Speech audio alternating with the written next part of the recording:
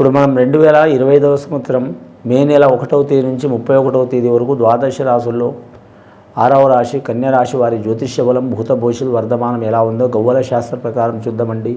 ఈ గవ్వల శాస్త్రాన్ని చింతామణి శాస్త్రం, లఘుట ప్రశ్న శాస్త్రం అంటారు. 9 గవ్వలు 3 సార్లు వేసి వాటిని లెక్కబెట్టి వారి జ్యోతిష్య బలం, గ్రహ బలం, గృహ బలం, యోగ బలం, గోచార బలం ఎలా ఉందో చూద్దామండి. గవ్వలేసి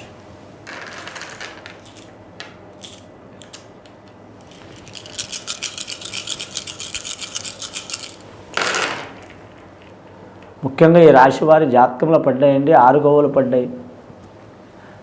కన్యా రాశి వారి జాతకంలో చెప్పాలంటే మాత్రం ఎస్కదంతం, ఏకదంతం, అనేకదంతం అన్నట్టు ఉన్నదండి వీరి జాతక బలానికి.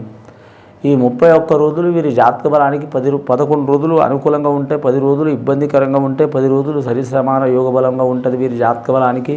ఆదాయానికి మించిన ఖర్చులు ఉంటాయి. అనుకోని అతిథులు ఇంటికి వచ్చే అవకాశాలు ఉంటాయి. పనులు చాలా వరకు మాత్రం ఇబ్బందులు పడే అవకాశాలు ఉంటాయి.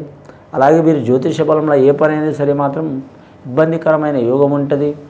కుటుంబ తగాదాలు చాలా ఉంటాయి. కుటుంబ తగాదాలు అంటే భార్య భర్తలే కాదండి, రిలేషన్షిప్ ఎవరైనా సరే మాట పట్టింపులు ఉంటాయి. పట్టుదల అధికం ఉంటుంది వీరికి. పట్టుదల వలన అధికమైన పట్టుదల మూర్ఖత్వం అంటారండి దానికి. ఆ మూర్ఖత్వం గుణం మూలంగా ఇబ్బందులు పడే అవకాశం ఉంది.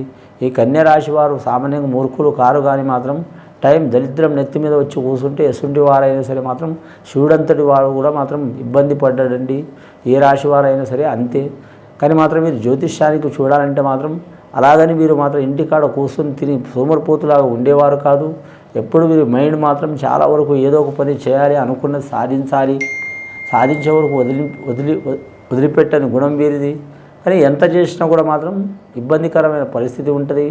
మే నెల చాలా వరకు అనుకూలంగా లేదండి. ఒక్క విషయంలో మాత్రం చాలా మంచిగా ఉన్నదండి ఈ రాశి వారికి.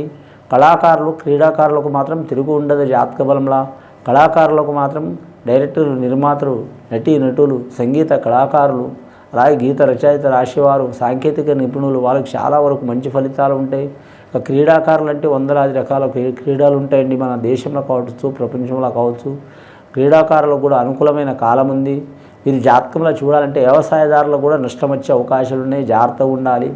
అలాగే గవర్నమెంట్ నుంచి లోన్ కానీ, ధనం కానీ, రుణం కానీ పొందాలనుకునే వారు కూడా మాత్రం స్థలం కానీ, భూమి కానీ అనుకూలంగా ఉంటుంది. కానీ అతి కష్టం మీద లభించే అవకాశం ఉంటుంది.